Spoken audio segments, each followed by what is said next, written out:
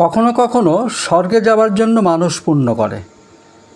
এক হিসাবে এও মানুষের মনকে ক্রমশ শুদ্ধ করে ভগবানের দিকে এগিয়ে নিয়ে যেতে সাহায্য করে।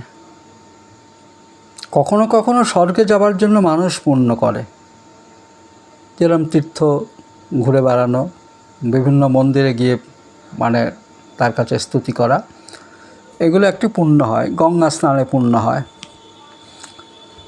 তো এইগুলো নিয়েই আজকের আলোচনা, পুণ্যকর্মের স্তুতি। আমরা যে পুণ্যকর্ম এবং অশুদ্ধ কর্ম, এই যে বিভাজনটা আমরা করি, যে ভালো কর্ম করলে দেবদ্বিজে ভক্তি থাকলে এতে পুণ্যকর্ম হয়, কিন্তু চুরি, রাহাজানি, ছিনতাই বা অন্যের সম্পত্তি গ্রহণ করা বা কেড়ে নেওয়া, এসবগুলো আমাদের পাপকর্ম বলে চিহ্নিত।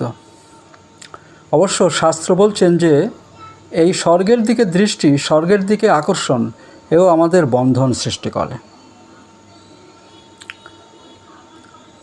তার মানে আমরা যে স্বর্গ বাসনা করছি সেটাও তো একটা বাসনা, এটা একটি বন্ধনের কারণ, এটাও হয়। ঠিক তেমনি স্বর্গের বিপুল ঐশ্বর্যের দিকে দৃষ্টি থাকলে সে মন ভগবানের দিকে যায় না। কিন্তু স্বর্গলাভের সাধন যেসব শুভকর্ম, উপাসনা প্রভৃতি, এগুলি মানুষের মনকে ধীরে ধীরে শুদ্ধ করে এবং এই শুদ্ধির পরিণামে সে কিছুটা ভগবানের দিকে এগিয়ে যায়। কিন্তু আমরা এক চান্সে তো ভগবানকে পাবো না। এই জন্যেই আমি দেশের রাজা হব, এই বাসনার থেকে আমি স্বর্গে গিয়ে সুখভোগ করব, এই বাসনাটা মনকে অনেকখানি শুদ্ধ করে তোলে এবং জন্মান্তরে সে আস্তে আস্তে সে এটা বুঝতে পারে যে এই স্বর্গের বাসনাও একটি বাসনা।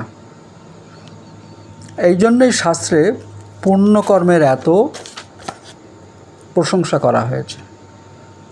কারণ সব মানুষকে একই সঙ্গে একই জায়গায় পৌঁছে নিয়ে যাবে না। তো এগুলোও কিন্তু একটা ধাপ, একটা 5, 6, 7, 8, 9, 10, 11, 12 মতো যে একটা ক্লাস রয়েছে, এই ক্লাসগুলো আমরা তো বুঝতে পারি না, দেখতে পারি না, সচক্ষে আমরা এগুলো দেখতে পারি না।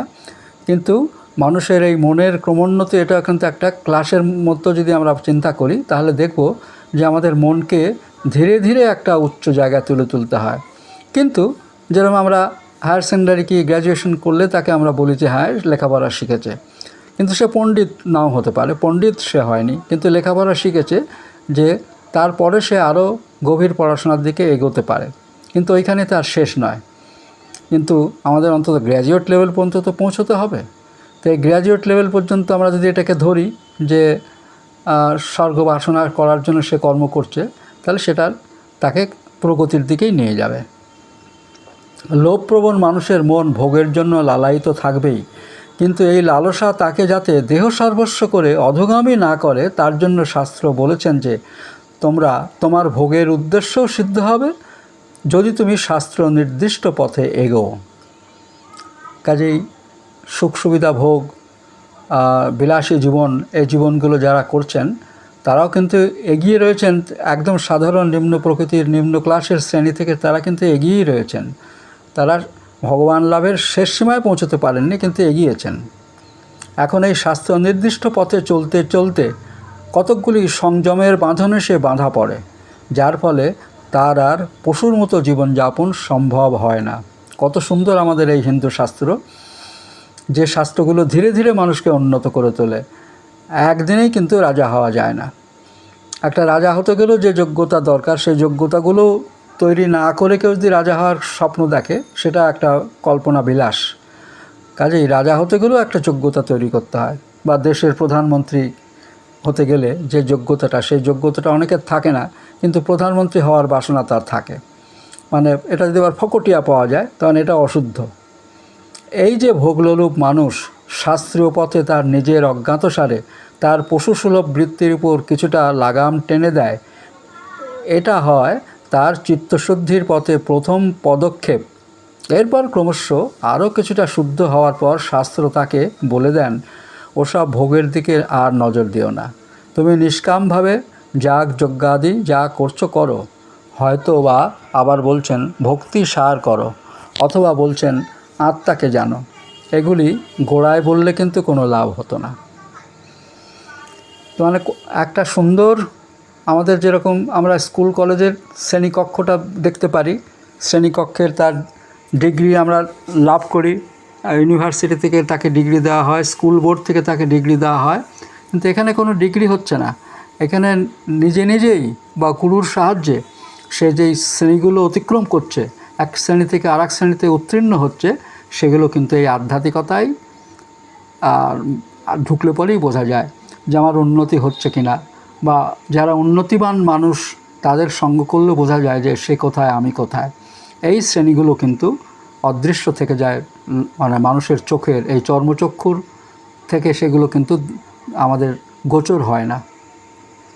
তো এই এত অসাধারণ এই শাস্ত্র, আমাদের নিয়ম কানুন যেগুলো রয়েছে, যে বিভিন্ন শ্রেণীর মানুষকেও সে ধীরে ধীরে যাতে, ধীরে ধীরে অর্থে এখানে জন্মান্তরই ধরতে হবে, জন্মান্তরে সে কিন্তু ওইটি লাভ করে।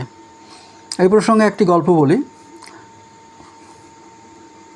মা দুর্গা আমাদের হিমালয়ের কন্যারূপে জন্মগ্রহণ করেছিলেন। তার সাধনা ছিল, তিনি বর পেয়েছিলেন যে মা তুমি আমার ঘরে কন্যারূপে জন্মগ্রহণ করে, তাকে তথাস্তু করেছিলেন, বর দিয়েছিলেন। কিন্তু তারপর উনি সাধারণ মানুষের মতনই ঘর সংসার করছে, খাচ্ছে যাচ্ছে, সামনে ঘুরে বেড়াচ্ছে। তো একদিন মানে বললেন মানে পিতা যে মা তোকে তো আমি সাধারণ মেয়ের মতনই দেখছি, কিন্তু তুই যে মা দুর্গা, তুই যে শক্তিদায়িনী মা, বলপ্রদায়িনী মা, সেই রূপে তো আমি তোকে একটু দেখা পেতে চাই। তখন মা দুর্গা বলে দেখো বাবা, তোমার এই বরে তুমি আমাকে এই সঙ্গটা পাচ্ছ, কিন্তু তুমি যদি আমার সেই রূপকে, আসল রূপকে দেখতে যাও, তাহলে সব সাধক মুনি ঋষিরা যেভাবে বছরের পর বছর কঠোর সাধনা করেছে, সেই সাধনা করেই তোমাকে ওই রূপটি দেখতে হবে। ওই রূপটি কিন্তু সাধনা ছাড়া দর্শন করা সম্ভব নয়। মানে কত মানে আমাদের শাস্ত্রে কত সুন্দর জিনিসগুলোকে ব্যাখ্যা করে বোঝানো আছে, শুধু বোঝবার একটা আকাঙ্ক্ষা থাকলেই কিন্তু আমরা বুঝতে পারি। এবং আমাদের জীবনের যে প্রতিটি মানুষের যে বিভাজন স্তরগুলো যে কেন হয়েছে, এই স্তরগুলো আমরা কিন্তু উপলব্ধি করতে পারবো, এবং এগুলোও কিন্তু একটা উপলব্ধিরই অঙ্গ। যাই হোক, ভিডিওটি ভালো লাগলে অবশ্যই লাইক শেয়ার করবেন, এবং আপনার আত্মীয় স্বজন বন্ধু বান্ধব সকলের কাছে অন্তত এই যে ভিডিওটি শুনলেন আমাকে উৎসাহিত করার জন্য শেয়ার করবেন এবং সাবস্ক্রাইব করবেন। এই বলে আজকের ভিডিওটি এই পর্যন্তই থাকলো। আবার দেখা হবে অন্য কোনো ভিডিওতে। নমস্কার, ধন্যবাদ এবং গুরুজনদের আমার প্রণাম জানাই।